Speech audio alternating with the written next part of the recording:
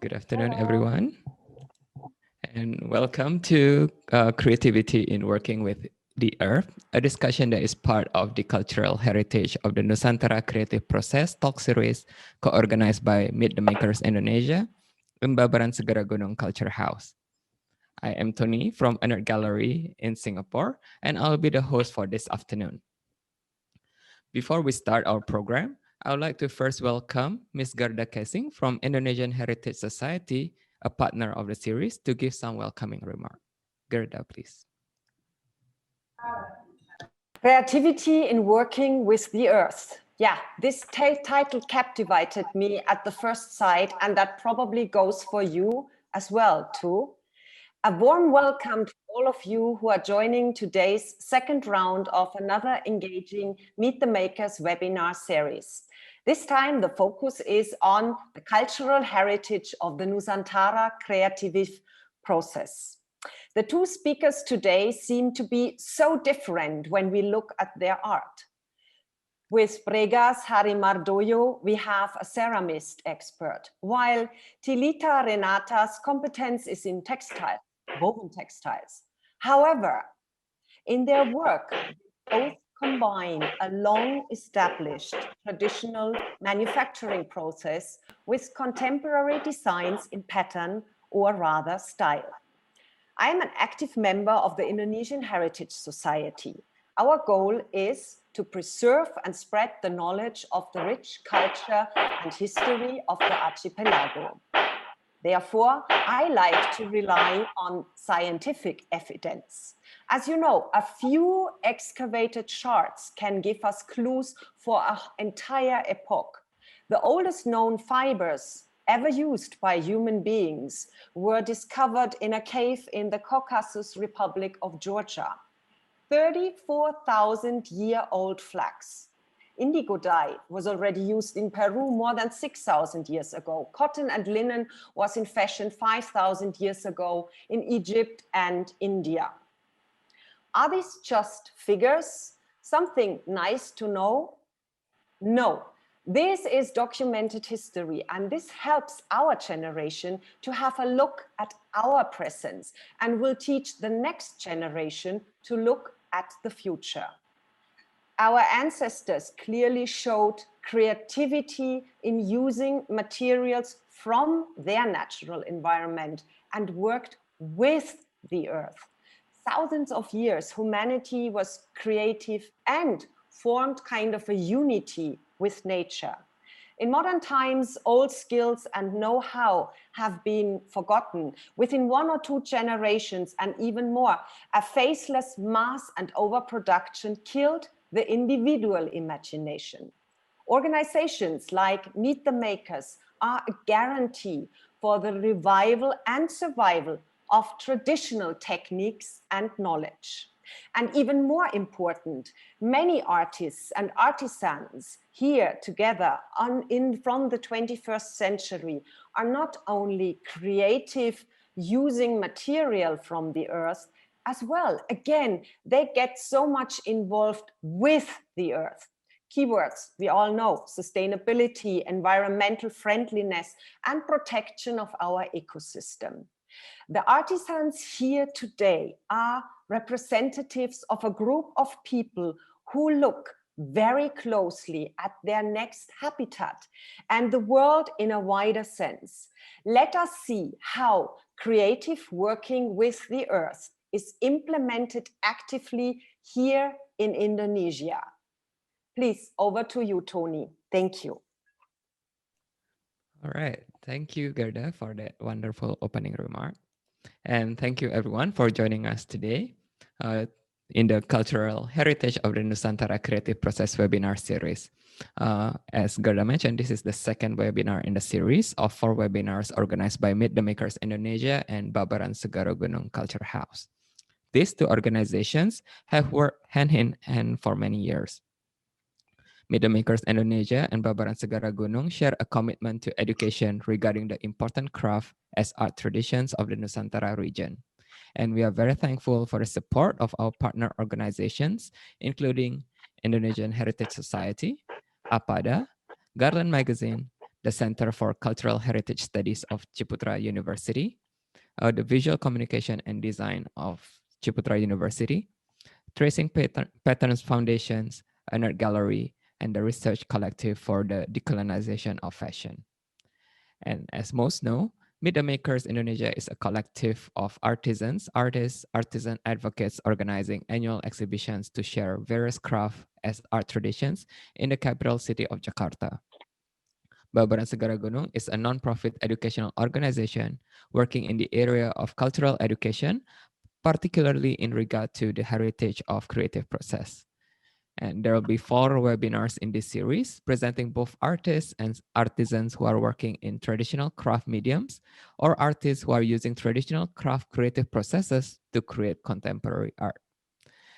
And the team are working very hard to adapt to the demands of the pandemic in trying to create virtual dialogues about issues that we feel are of great importance.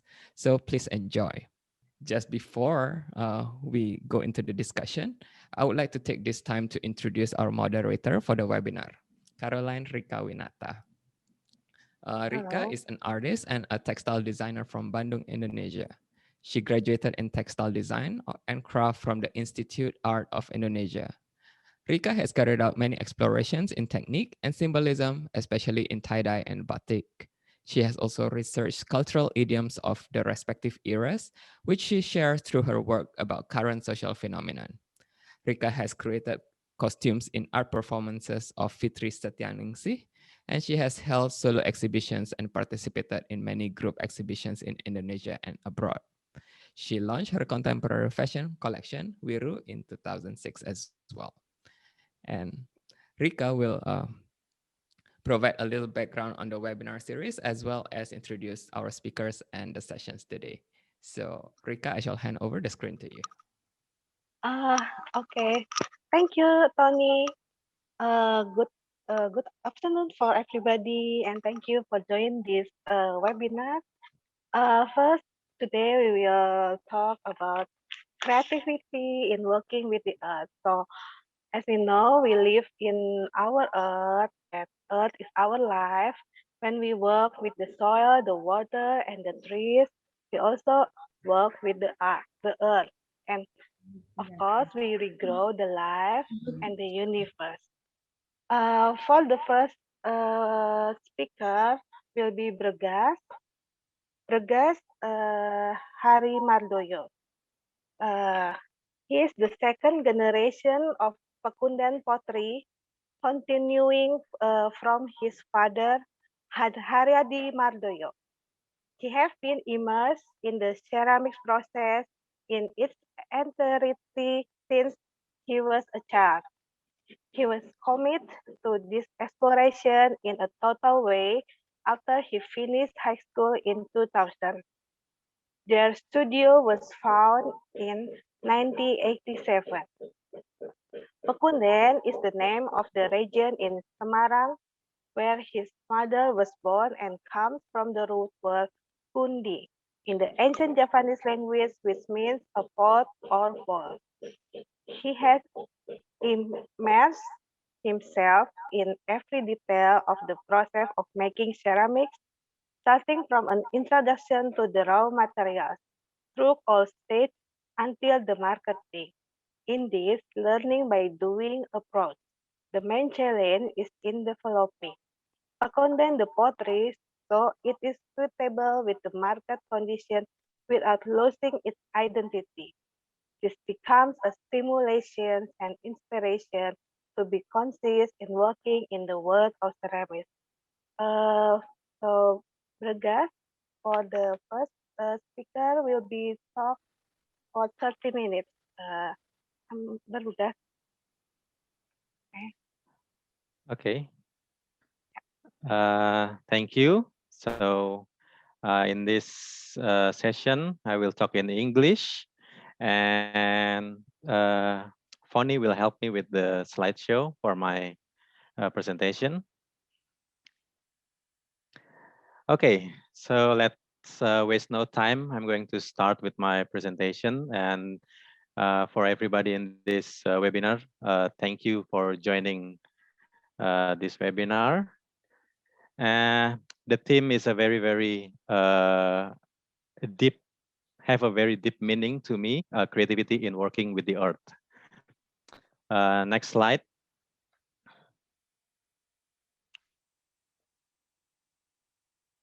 Okay, in this webinar, in my presentation, I will divide into like 4 different parts. The first part is the description of ceramics, and then the earth and creativity, fire, and history. I learned ceramics from my father. My father learned ceramics from his lecturer at a ceramic course in Jakarta Institutes of Art. Both of us learn by seeing and doing. At the end, our ceramic studio, Pakundan Pottery, is a studio that tries to master the A to Z of ceramics, as detailed as that. So we separate each of our material, like from A, gonna be from AA to A to Z, and then from BA to BZ, CA to CZ, and so on. We create and develop our own clay, create and develop our own glazes, make our own tools, and even we build our own kiln. Next slide. In 2015, before a ceramic exhibition at the Jakarta Museum of Fine Arts and Ceramic, I create my personal description of ceramics. Ceramics is a cooperative process between natural minerals, ideas, creativities, and techniques that are developed by humans, and the fire that melts everything into one solid object. Next slide.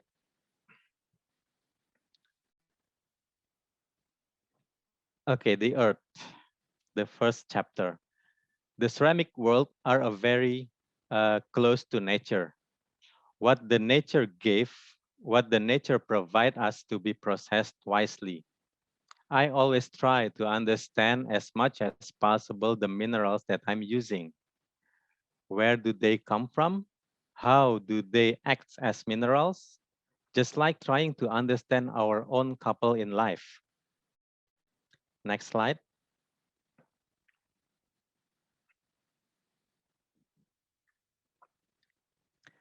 Almost every day, a new challenge appears. A simple example for you. I'm running out of feldspar from A area. Then I'm replacing it with feldspar from B area. I use them as a part of a glaze recipe, and the end result is like a totally different glaze. Then the second example.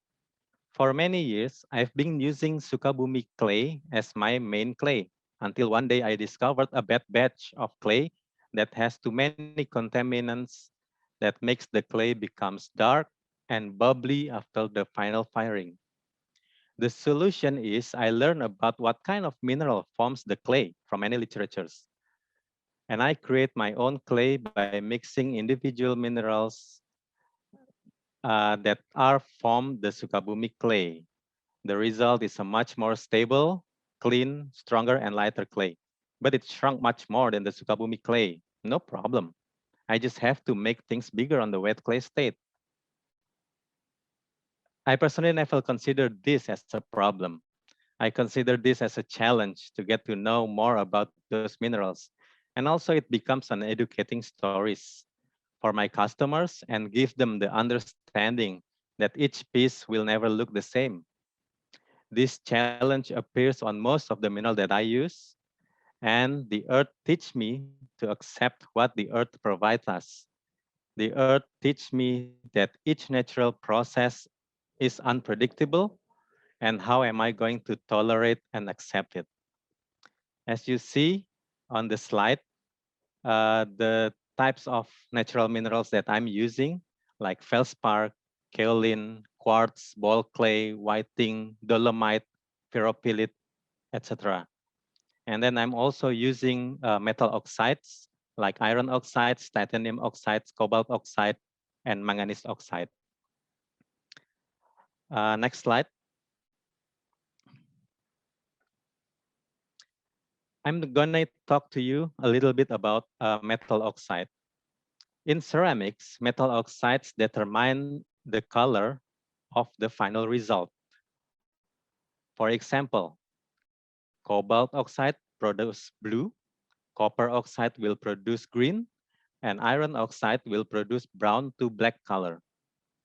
Human creativity on processing the metal oxides have been going on since hundreds of years ago. For example, if we combine iron oxide with a certain clay, a certain graceless recipe, and a specific firing techniques, the result is a unique blue-green glaze called the celadon. In the year 2000, I developed my own celadon glaze and successfully create a perfect celadon recipe and technique 10 years later in 2010. So to create a single specific glaze, sometimes you will need like more than 10 years to produce. The example on the slideshow, you can see on your screen. On the top left, you can see that the iron oxide will produce a dark or brownish color. And then on the bottom, like on the plates, those are the celadon glaze produced by the iron oxide with a certain techniques and recipe. And another sample is the copper oxide. In a very intricate process, copper or copper oxide could create a deep red glaze known as the copper red glaze, as you see on the right side. So the top is glaze is a normal copper glaze, and on the bottom is a copper red glaze. For me, it's still a slow progress on research on this glaze. I haven't seen any reddish color at all on my test. Mostly are still green from the copper oxide. It probably could take much more than 5 years, probably, for me to reach a proper copper red glaze. Next slide.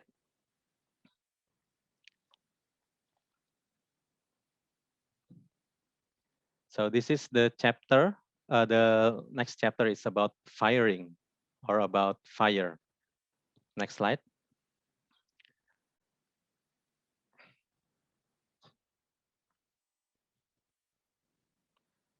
Okay, these are one final chapter that will determine the end or final result of the ceramics. That is the final firing chapter. This is the chapter where all the magic happens. Thus, in the chapter where I will get an answer if my glaze recipe and clay recipe are as my expectations or even beyond expectations. As you can see on the left picture, those are the types of kiln that I use, that we potters usually use. And I use the type of downdraft kiln. Uh, Downdraft kiln is, actually you can see on the right picture, me sitting on front of my smaller kiln. That is my smaller kiln. I have another one, which is the bigger kiln. And uh, each kiln have different souls and have different results on firing. And that's why I have to understand each one, each kiln, how they react with fire and how they react with the final firing result. Next chapter, next slide. So I'm going to talk to you about a bit of history in ceramics.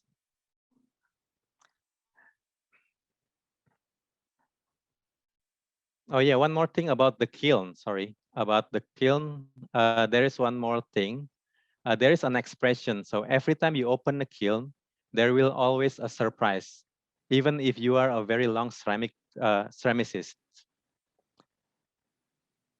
In the early 2020, right before the pandemic, I got a chance to go to an event in India, the Surajkund Craft Mela.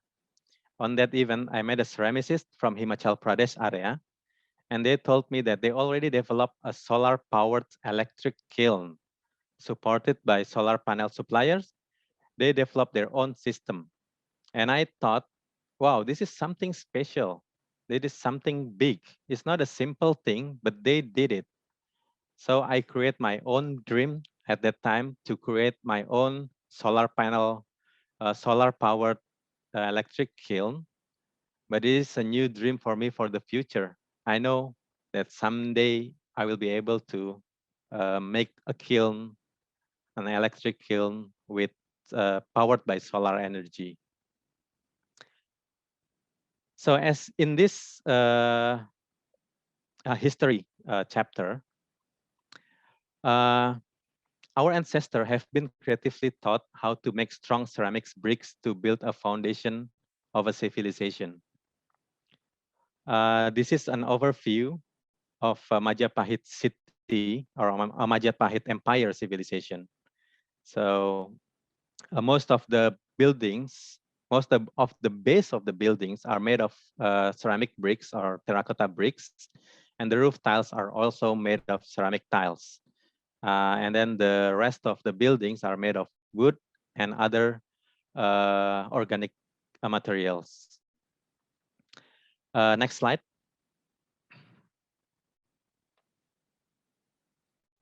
Okay, so this is the sample of the buildings found in East Java, mostly made of ceramic bricks and beautifully hand carved, beautifully decorated, and have a beautiful detail. And most of them are big buildings that are still can we see until now, like chandis and etc. Next slide. Okay, the latest discoveries that I'm following is the Kumitir and the Sumber Beji archaeological site in East Java. Lots of big structures, brick structures are discovered more than 2 meters beneath the surface. They were built around the 13th century and still exist until now. Our ancestors have been learning on mixing clay to make strong bricks. They learn the techniques on how to put bricks together to build a strong structure without cement. As we can see on this picture, this is a base of 200-meter long walls, base of a wall made of bricks, and there is no cement in between bricks. So they use a traditional technique how to put bricks together. Next slide. So on the next slide, you will be able to see the Sumber Beji site, archaeological site. It is known as Patirtaan Sumber Beji, or a place where the kings take bath with their families. And the next slide, please. Okay, so this is the Sumber Beji, Patirtaan Sumber Beji, as I tell you previously. And next slide. Okay, an overview of how Empu Prapanca describes Majapahit civilization in Negara Kartagama.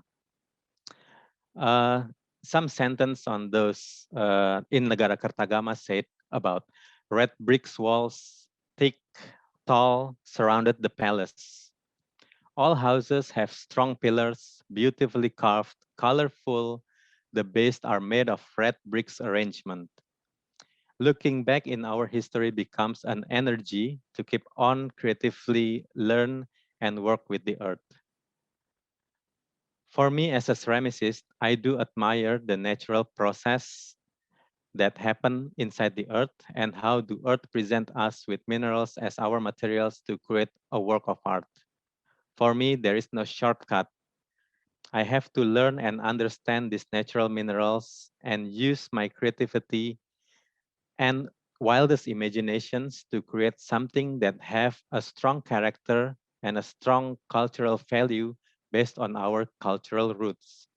It might take a long time, but then I will be able to describe in details about my works in beautiful words, as how our ancestors describes in details the majestic and the beauty and the creative process in the past through writings or inscriptions on ancient documents. I think that's all about my presentation. Thank you. Thank you, Bragas, for this amazing presentations to see how the pottery have long history in Indonesia, how the ancestors made the pottery as the part of their life. Okay, Pilita. I will introduce Pilita. Pilita Renata is a young Datak Benua woman Kutai Barat, East Kalimantan. The landscape, once entirely pristine and lush, is fastly changing with the influence of industry, technology, and modernity. Women like Tilita are trying to conserve the natural environment by sustainability, utilizing materials found in their surroundings. One of the unique traditions of the women in Tanjung Isyus village is weaving doyo cloth, or Curculigo latifolia, which made from the doyo leaf. Doyo leaf fiber is extracted, stripped, washed, knot, and woven through a 20-step process which is still practiced until today. She serves the health needs of her people as a nutritionist but continues to make doyo cloth as well as other accessories made from doyo. She established her own craft business making hand-woven doyo products. She promotes the culture of weaving hand-woven doyo cloth in local, national, and international events so that traditional doyo cloth can be widely known. Selita won an award in her international event so that traditional doyo cloth can be widely known. Selita won an award in her district for Best Traditional Motif Design in 2017 and was awarded with the Goddess on the Rise award for 2018 by the US-based Rattan Handbag Company, First for the People. She works toward her vision and advocacy about traditional weaving and also endeavors to support youth in the conservation of cultural identity. She organized the youth group Lewai Langit or Dancing in the Sky to encourage the understanding and performance of cultural practice and traditions among the youth. Her dream is to build a culture house space to accommodate the regeneration of the Daya Benua culture, and the forest garden continue to be a source of materials for weaving and other livelihoods. Okay, for Pilita, please Pilita, okay, your time. Ya, baik, saya akan mempresentasikan cerita di balik tenun doyo dengan bahasa Indonesia. Cerita di balik tenun doyo, Dayak Benua, Kampung Tanjung Isui, Kutai Barat. Next.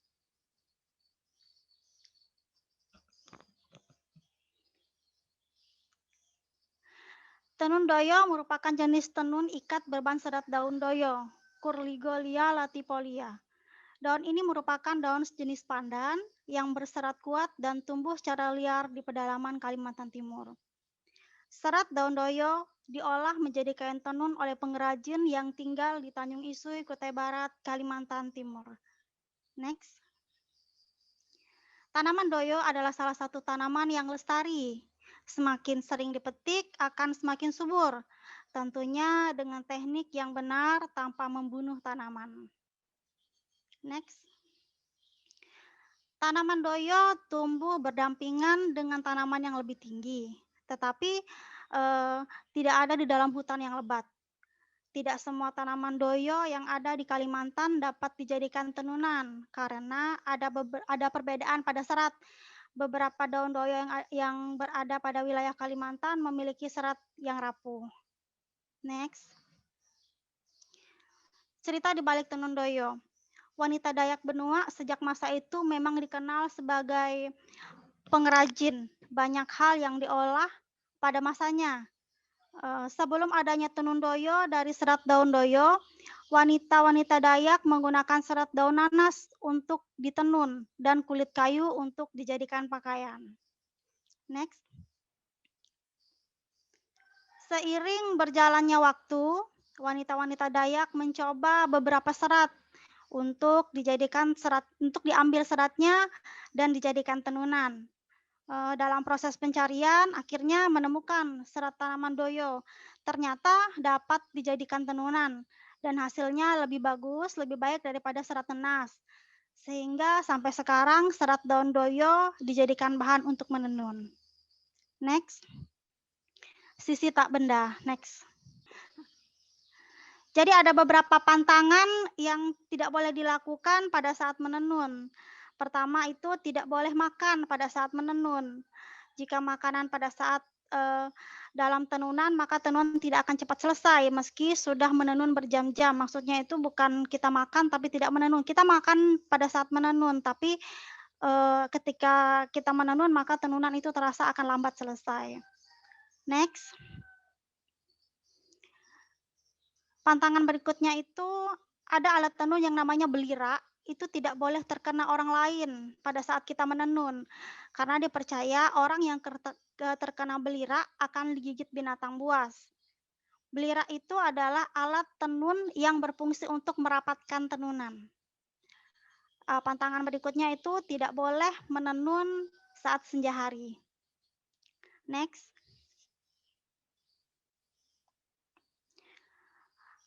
Ritual untuk belajar membuat motif. Jadi selain menenun, ada juga membuat motif untuk di dalam tenunan itu. Jadi ada beberapa ritual yang harus diikuti.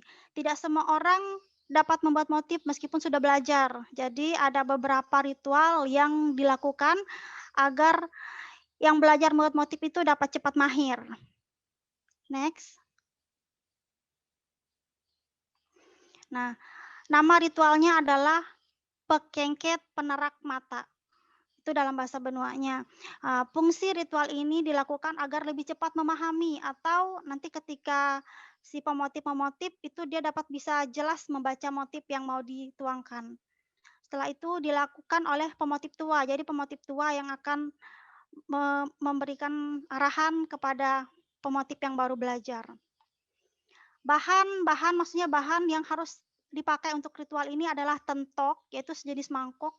Terus ketek itu uang logam sejenis perak. Jadi uang logam kayak perak gitu, tapi ada modelnya sendiri. Manik asa atau biasa kita kenal dengan mute-mute. Next. Setelah semua bahan ritual sudah disiapkan, maka sesepuh atau orang yang dituakan akan berbicara dengan ta'ala agar ta'ala membuka mata calon pemotif agar segera mahir dan mata tidak cepat rusak. Nah, ketika membuat motif, pemotif akan mengikat benang doyo di atas kepalanya agar motif yang akan dibuat dapat terlihat dengan jelas. Next. Makna di balik motif. Jadi ada beberapa motif dalam tenun doyo itu, di sini akan saya jelaskan hanya sedikit. Motif naga. Jadi tidak semua orang itu dapat menggunakan pakaian adat tenun doyo dengan motif naga. Motif ini hanya boleh digunakan oleh tetua adat. Lambang motif ini melambangkan kekuasaan, keperkasaan, ketangguhan, dan keberanian. Next. Motif udo, yaitu motif menyerupai manusia. Motif ini jarang digunakan untuk pakaian. Biasanya motif ini digunakan untuk pajangan atau gantungan. Motif dengan badan yang utuh melambangkan penjaga atau pelindung. Tapi kalau misalnya kita pakai dengan motif kepala terpotong, berarti itu menandakan perang. Next. Nah, ada salah satu cerita di balik tenun doyo ini, ada banyak cerita tapi ini saya ambil salah satunya, yaitu tentang Jeminik. Jeminik itu adalah nama sebuah kampung. Jadi Jeminik adalah nama salah satu kampung pada masa itu. di Kampung Jeminik sedang mengadakan upacara Kuangkai. Nanti akan kita tayangkan acara Kuangkai seperti apa. Yaitu acara puncak Kuangkai adalah pemotongan kerbau. Sehingga banyak masyarakat yang ingin menonton dengan pakaian yang bagus. Jadi banyak yang pesan ke pengrajin untuk dibuatkan tenunan doyo. Next. Nah, ini salah satu gambar yang menunjukkan upacara puncak Kuangkai, yaitu pemotongan kerbau. Di sini bisa kita lihat ada beberapa wanita yang pakai baju tenunan, tapi tidak terlalu terlihat jelas. Next. Nah, di sini salah satu wanita Dayak menggunakan pakaian adat dari Tenun Doyo pada acara Kuangkai itu tadi. Next, kita akan menonton video tentang upacara Kuangkai seperti apa.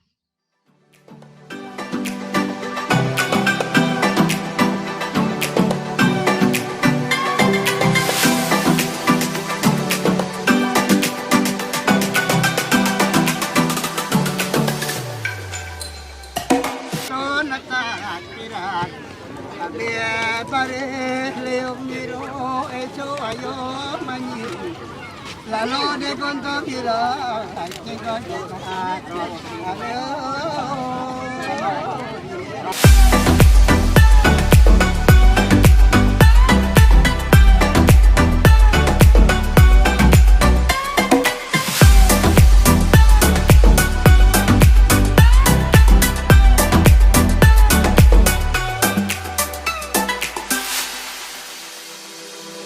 Bangsa Utama mengucapkan terima kasih. Mumbai Solar. Ya.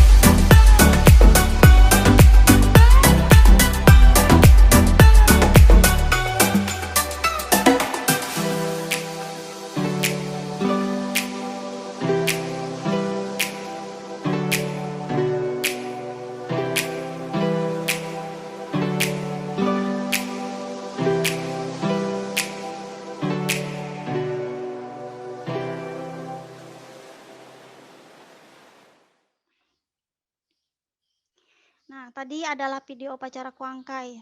Kita lanjut kepada cerita yang tadi. Jadi di Kampung Jeminik ada salah satu pengrajin tenun doyo yang bagus hasil tenunannya, sehingga banyak masyarakat itu yang memesan tenun pada si pengrajin tersebut. Karena terlalu banyak pesanan tenunan, sementara waktu puncak acara sudah semakin dekat. Hingga ketika tenunan semua orang selesai, tapi tenunan untuk pengrajin itu sendiri belum selesai. Next.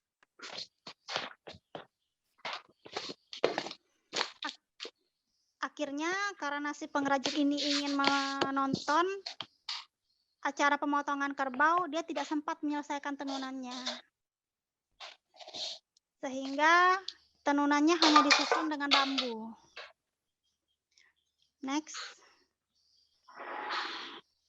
Nah, ketika asik mengikuti ritual dan menonton acara pemotongan kerbau, pengrajin ini duduk.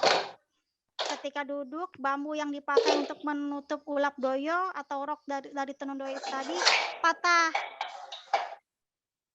Dan terlihat kemaluan si pengrajin tersebut. Sehingga semua orang tertawa. Next.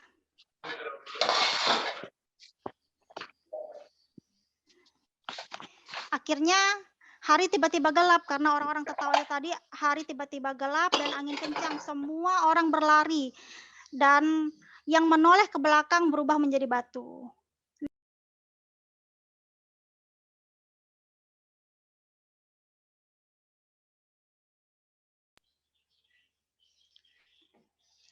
Nah, beberapa orang yang tidak menoleh selamat. Pengrajin tersebut lari ke dalam lamin dan terkurung di dalam lamin yang sudah jadi batu itu tadi. Nah, ketika suami pengrajin yang berada di ladang pulang ke kampung itu, dia kaget ketika melihat kampung mereka menjadi batu. Next. Kemudian suami pengrajin itu bertemu dengan seorang kakek tua yang memberikan potongan kayu kepada suami pengrajin itu untuk menyelamatkan istrinya. Next.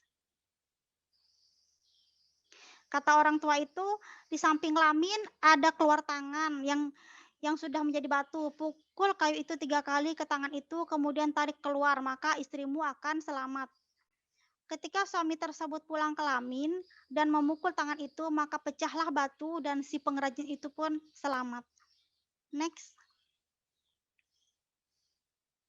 Kampung tersebut menjadi batu dan sampai saat ini kampung tersebut masih sering terdengar suara-suara ribut, suara menangis, suara teriakan, dan orang-orang tuh takut untuk datang ke sana lagi sehingga sekarang ini tidak terawat dan penuh dengan pepohonan. Next. Nah, tadi ada sempat beberapa saya sebut soal lamin. Jadi lamin itu adalah rumah panjang. Di dalam rumah panjang itu ada beberapa pintu. Jadi di dalam setiap pintu itu untuk satu keluarga. Biasanya dipakai untuk upacara adat dan sebagainya. Rumah panjang dalam bahasa Benua itu sering disebut dengan low. Next. Nah, ini salah satu gambar foto lamin. Ini lamin mancong. Bisa dilihat dalam setiap tangga itu di belakang tangga ada pintu. Jadi di belakang pintu-pintu itu masing-masing punya keluarga untuk keluarganya masing-masing. Ada satu pintu untuk satu keluarga. Next. Nah, biasanya kegiatan yang dilakukan dalam lamin salah satunya ya ini untuk membuat tenun doyo rame-rame semua pengrajin. Next, kita akan lihat video tentang aktivitas di lamin. Saya sedang berada di Lamin Batu Bura. Lamin di sini ini dimana fokus para pengrajin untuk menenun. Nah, setiap rumah itu punya tenunannya masing-masing. Tapi di sini ibu-ibu pengrajin sewaktu-waktu kumpul untuk menenun di sini. Jom, boleh lihat ke dalam.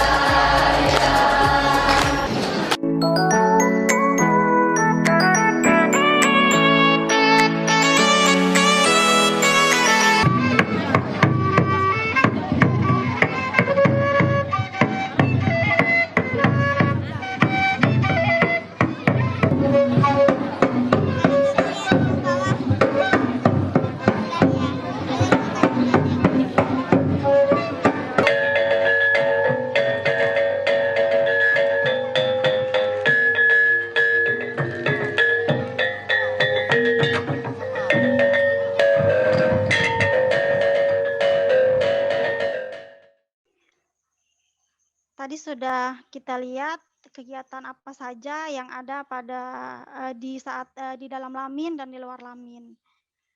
Ini saya mau jelaskan juga alasan mengapa saya ingin menjadi penenun. Saya belajar menenun karena saya ingin mengajarkan kepada anak cucu saya nanti tentang tenun doyo. Saya mau belajar menenun agar bisa mengajarkan tenunan ke anak-anak muda yang ada di Tanjung Isui khususnya.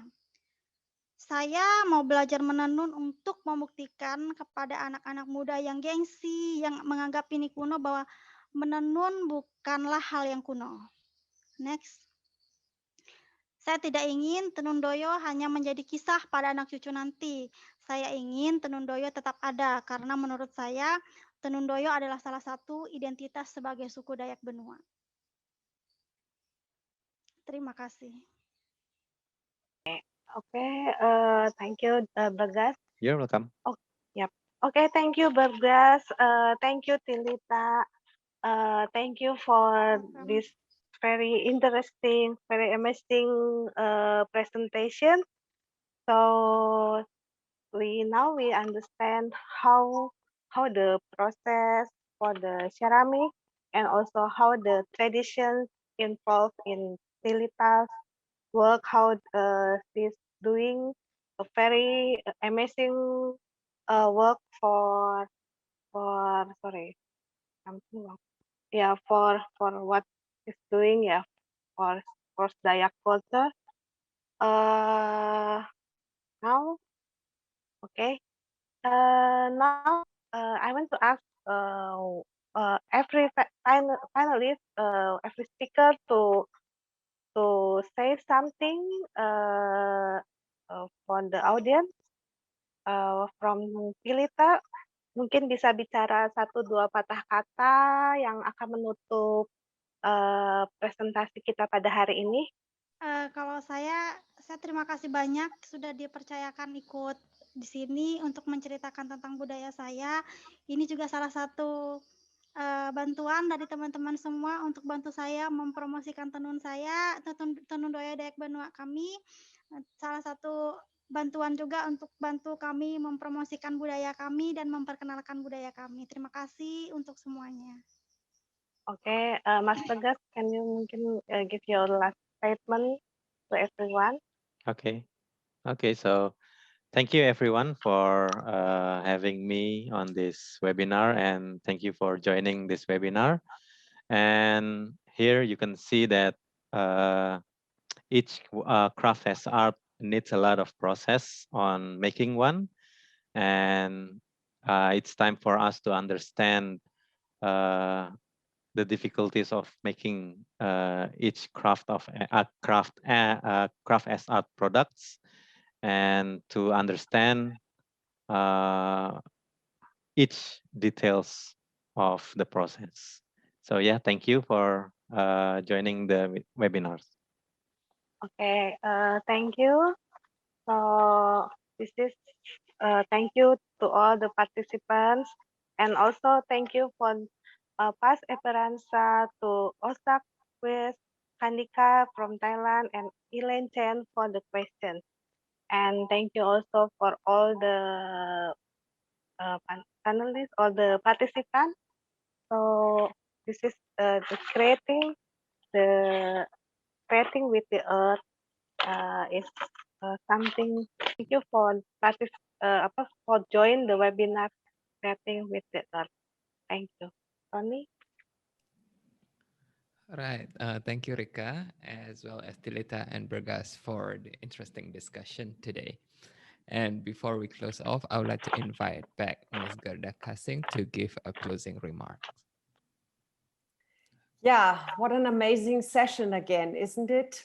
I think if you are creative, you look at things from a different perspective, isn't it? And this is exactly what we all probably could really experience this afternoon in these talks and lectures and the vivid discussion. And this is also what we all gonna take home, right? So really very much thank you, Bregas and Tilita, for your engagement in your communities, for your research on your product and for sharing your knowledge. And Bregas, please forgive me, but I'm very enchanted about Tilita. I guess all of us, and we just want to pack our backpack and come and see your village and help you to put up a cultural center there. I think this is a very, very good idea.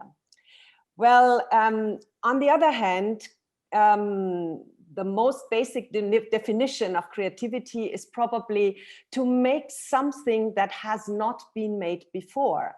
And yeah, under this headline, I would like to say thank you very much to each and everyone for being here, taking your time, and especially also the Meet and Makers team together with Mia, and everyone is behind and in front of the scene to pick up these wonderful topics and share with the world. I'm sure we all enjoyed the lectures, and yeah, the creativity is based on the deep understanding of the artist, as we have seen, and it's kind of a connection with the world, with the earth, no matter it's weaving or pottery. And of course, dear Rika, we also know that you are a wonderful artist and very much appreciate your work.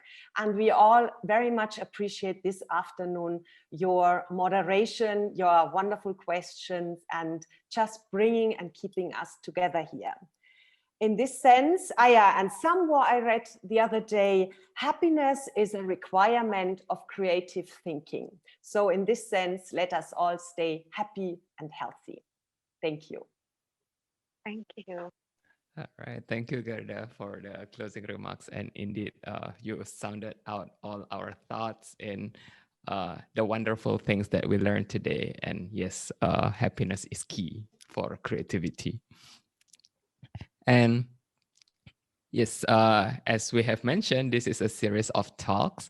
And if you can't get enough of today, we will be having another discussion. If I could get the help of Fonny too. Yes, here we go.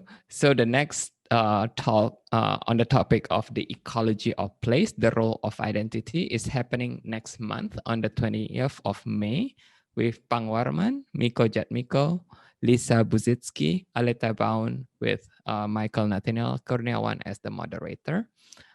So you can go through the same registration links as you did for today's session. And we will send you the links nearer to the dates as well. And this is the whole series. So the last one will be on the 17th of June on Shadow Puppet and the Creative Process for the Millennial Culture of Nusantara.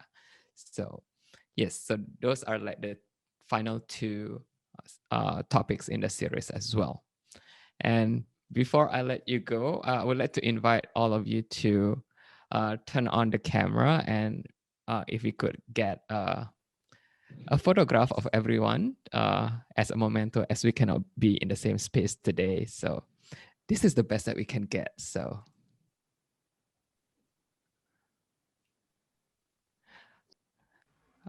all right, once again, thank you so much, everybody, for joining us this afternoon. And stay safe, take care, and see you next month in the next discussion. Thank you.